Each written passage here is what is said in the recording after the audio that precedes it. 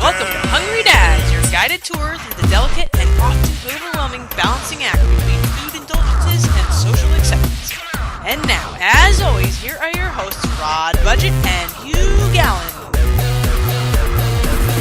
Welcome to this week's episode of Hungry Dads. Tonight, Hugh has a little bit of a speaking problem our listeners may notice. So, Hugh, tell us what's going on there. Just to let our audience know, you might hear a little bit difference in my voice, a little lisp. I bit through my tongue today. I was literally walking and chewing gum, so I have a lump on the tip of my tongue that is really affecting my ability to speak. I'm going to power through, but not just speaking tonight, but we actually have a portion of the show we're going to be doing a live taste test. I have some concern that my review will be compromised. I don't think so, and I'll acknowledge if I think I can't give a straight review of what we're going to be doing tonight, flavor-wise, because of this injury. I'll acknowledge it early on, and we'll just take that into consideration. There's one other thing, Rod, I just wanted to share with you. I wanted to thank you. This was your idea to start this podcast, and just for me personally, you suggesting to do this podcast has really opened the door for having snacks enter my house as legitimate research, which in the past, buying 3 bags of chips in 1 week or going out to 7-Eleven, these are the kind of things that would be, for both health reasons and budgetary and shopping lists, would just not be automatic. But now I have a very real justification to say, yeah, well, we need to get these because it's for research, it's for the show. I appreciate that, Hugh. I think we can both acknowledge that that's really the whole reason behind this podcast is a front to allow us to purchase junk food and bring it into the house.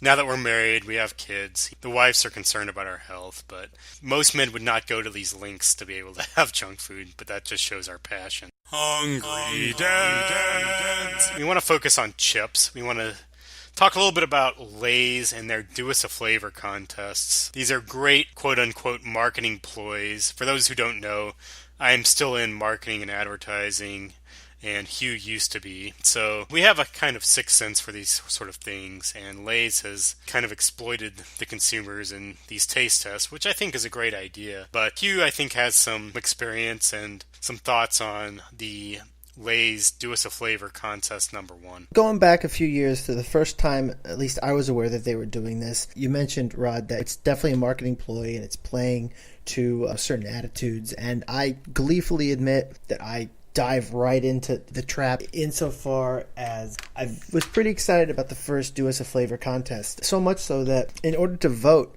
you actually had to log into Facebook, like on their webpage, and your vote would show up on your Facebook. I'm not a Facebook hater, but I don't use it very much. This is about the only thing in recent history I can think of that I actually decided I'm going to log into Facebook and I'm going to vote because I felt like I had to put my weight behind my choice. For this contest, this is about a year ago. The flavors that they were putting out there were chicken and waffle, cheesy garlic bread, and sriracha. And I put my vote behind chicken and waffle. Chicken and waffle didn't win. Cheesy garlic bread won, and I'm not surprised. Of course. I think that was a travesty, or at least a poorly informed electorate, because I truly, truly believe that chicken and waffles was the best flavor insofar it was unique and different. If we were looking for a new flavor amongst the pantheon of flavors, cheesy garlic bread was not it. That's a strong point because, yeah, oh yummy, it tastes good. Yeah, I like this. But that's not what the contest was about. It was about finding a new and unique flavor. Sriracha, just to speak of it for a second. Look, it's hot. I know some people love sriracha. It's never been my thing, so I can't speak to it too much. But this first Do Us a Flavor contest, I feel like it was a good experience, and I'm glad they did it. I feel like in the end, America made its choice, and the people deserve the chip that they got. Let me put it that way. This is a bigger issue, but I think with these flavor contests with chips, I think a lot of people who aren't chip connoisseurs like ourselves just go with whatever sounds best. Like, garlic bread is something that is inherently extremely tasty and people love. Nobody doesn't like garlic bread. But chicken and waffles, it's a little strange to people. They might never have had it together, and I think people go in saying, ooh, that's a little weird, I'm not going to like it. Whereas something like garlic bread, they're predisposed to saying this is going to be really good. Maybe Hugh and myself are just misinformed, but I'd like to think that we're more informed and connoisseurs of the chips. Hungry Dads! So I think that brings us to the Lay's Do Us a Flavor contest number 2. which I'm very excited to announce we have a live taste test forthcoming here of one of the flavors. So here are the contenders on this Lay's Do Us a Flavor contest. You got wavy mango salsa, cheddar bacon mac and cheese, kettle cooked wasabi ginger, and the flavor Rod and I will be trying tonight is cappuccino flavored potato chips. I have tried a few of the flavors. Why don't I just give you my quick rundown? Because once I do the taste test, I don't know where my mind will go. So I wanted to just get this out ahead of time. Wavy mango salsa. I had very much hoped and expected to like this one more. I thought it was a unique flavor. I thought it was kind of like the chicken and waffles of this group. It was the one that was a little bit new, and I was ready to endorse it. After trying it, I can't say that it's a runaway hit. Mango is a unique flavor. I think they even hit the right amount of mango. I just don't know if it nailed it. The more I ate them, I liked them a little bit better, and I'm going to finish the bag. No, it's not like they're going to go in the trash. Of course. But as far as going out and buying a bag of them on another day, I can't say I would. Cheddar bacon mac and cheese. This is the front runner. This is the one that you know is going to taste good right from the front because there's nothing new to it. A cheese-flavored chip. Let's come out and say this one's going to win. This is going to be the winner. It's going to win, and you know what? As passionately as I spoke about the need for a unique flavor in the last election, I got to say, this one's probably going to get my vote, at least at this point in the game. It did taste good. The wavy mango salsa didn't carry the torch on the unique flavor. Cheddar bacon and mac and cheese had a solid hint of bacon, not too much. But it's not a new taste sensation, but hey, it tasted good. The next flavor is kettle-cooked wasabi ginger. I can appreciate that they've gone with a kettle-cooked style here, but I don't like wasabi. I don't like ginger. I didn't see it at the store, and even if I did, I don't think it's worth my time and energy to taste and review it. I just don't think there's any way I'm going to like it. I have a pretty strongly negative feeling about those flavors. I suppose maybe I should. Perhaps one shouldn't be allowed to vote unless they've really done their research, but I feel quite confident that it wouldn't be my choice. That brings us to cappuccino. And I think there's really nothing to say about it other than to crack open the bag and give it a try. I do agree, and I should give a brief disclaimer that I myself am not a fan of coffee or most coffee flavors, but I will give cappuccino a fair try because it's kind of the dessert of coffees, and it's got a little sweetness to it, and I'm generally a sucker for sweetness, so I will try it with an open mind. I think, just to set the tone here for our listeners, Hugh and myself have an unopened bag each of cappuccino lays in front of us. You can hear them, and I think we should just pierce the skin, and let's do this. All right. Smell them first. Strong cappuccino flavor in the smell. Smells sweeter than I thought, which is promising. Mm-hmm. I think it's an accurate flavor. It does taste like cappuccino, which for me is not good because I don't like the flavor, but trying another one right now. I like it. Let me just get that right off. I like it. I actually think I like it quite a lot. I don't pick up a lot of the coffee-ish flavor. I pick up a cinnamon. Now, Hugh, are you a coffee drinker yourself or a coffee aficionado? I'll drink a cup of Joe. That's about it. I don't consider myself. It's probably tasting stronger to me because I'm not used to the flavor. There's definitely a sweetness to it. I taste the cinnamon. I taste perhaps brown sugar. Yeah, so I'm actually looking at the ingredients right now, and once you get down there, you see cinnamon, brown sugar, you see cappuccino flavoring, as it says with sugar. Whatever that means. And cream. There's cream in it? There's cream, salt. That is accurate. Cream, salt, and butter. I think it's mostly it's a sweet sensation more than salty. I like them. Now I see you still crunching over there, so obviously you like them. Am I right? They're growing on me. They're definitely sweet. They're sweet, which I like. It's not bad. It's actually it's pleasant. Let's not forget they're potato chips. And I'll go back to what I said about the wavy mango salsa. Did I love them? No. Am I going to eat them? 100% I am. They're potato chips, and they tend to be generally delicious. I'm actually pleasantly surprised at how much I'm enjoying these. Yeah, I'm going to keep eating them. While Rod gives us some nice background crunching, should I digress for a minute real quick? I'm going to digress very quickly. Please digress. No, I'm not. So you're a big fan of the cappuccino flavor, it seems like. Yes, I'm a big fan. I'm a big fan. I'm actually it's probably going to get my vote. I will do a scientific side-by-side analysis, and I'll update my listeners with a final decision. But as of right now, these are my choice. They are definitely unique. Full disclaimer, I have not tried the other flavors yet, but I will do so this week, and I will make my announcement on next week's podcast which flavor I have voted for. Hungry Dad. Okay, so one more topic related to chips and marketing. And this is now going back in time to another campaign about chips. This was the Doritos Mystery Flavor campaign. This happened in between the two Do Us a Flavor contests.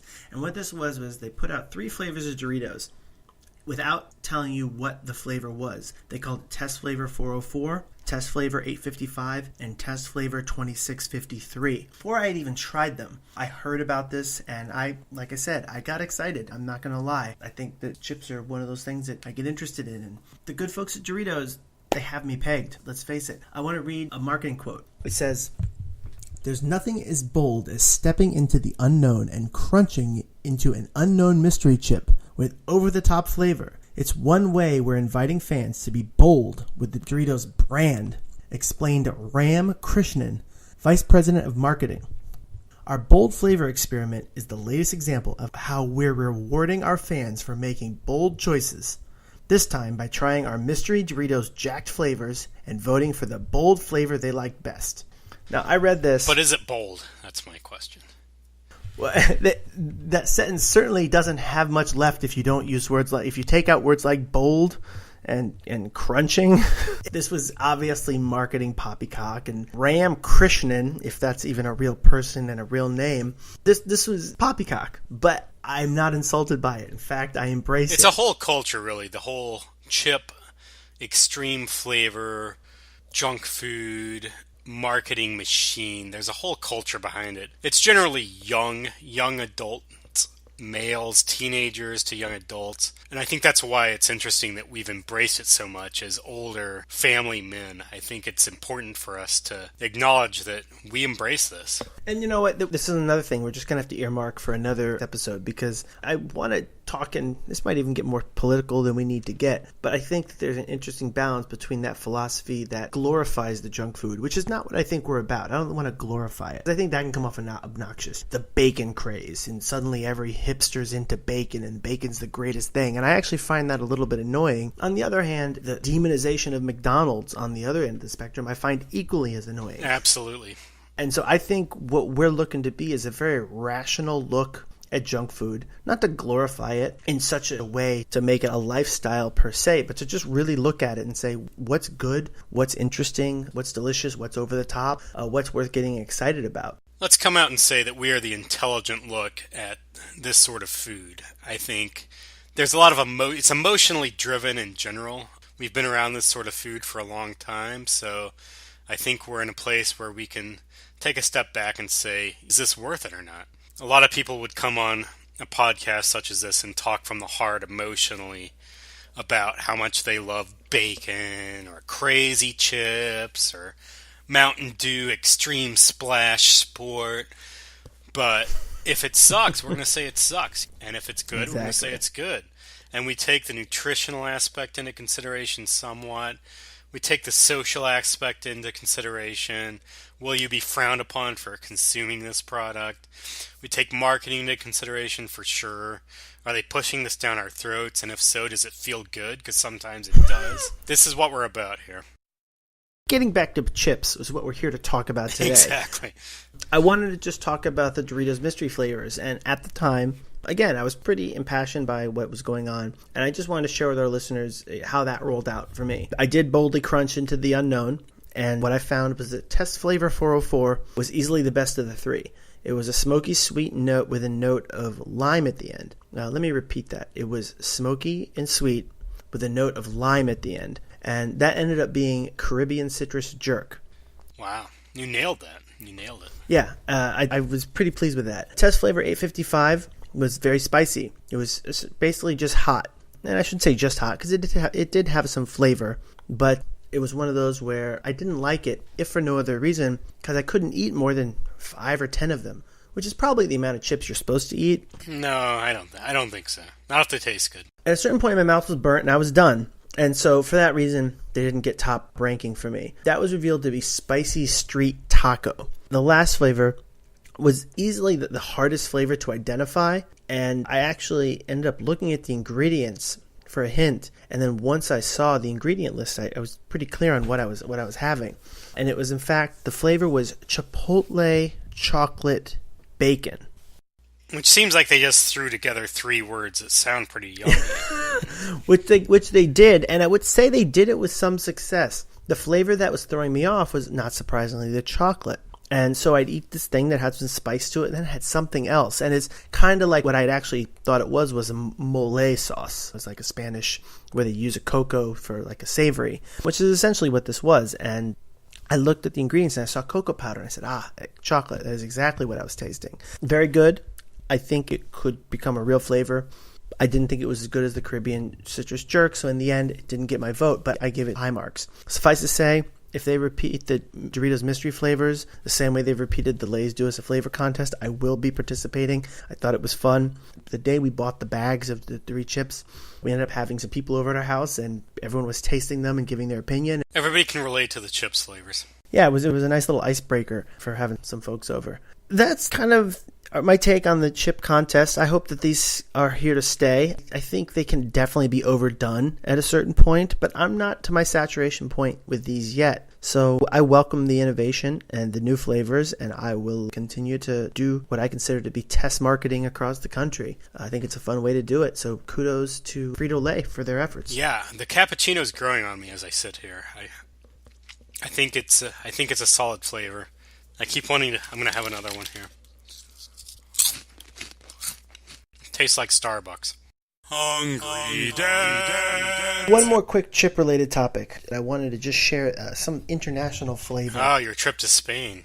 Yes. So I had gone to Spain about 3 years ago now on my honeymoon. As we went along, I found flavors of potato chips I'd never seen before, which was very exciting. I ended up trying Sabor a Jamón, which is flavor of ham, chorizo, roasted chicken. So I guess if you're traveling, get out of the normal tourist areas, get into where the locals do their shopping, and you will be pleasantly surprised on the variety you'll see. And I urge you to pick up something a little bit different and try it. And in fact, do what I did. Bring some home. Share it with your friends. Yes, this was before the podcast, obviously, but Hugh brought some home for his good friend Rod, and I thoroughly enjoyed them. I believe the chorizo and the jambon were particularly tasty. It was like Christmas. It was like, wow. I've never been as excited about any food product as I was when I got Spanish potato chips put in front of me. Expand your horizons, folks. Hungry Dads! Visit our website at hungrydads.com. Follow us on Twitter at hungry_dads. This has been a Hungry Dads production.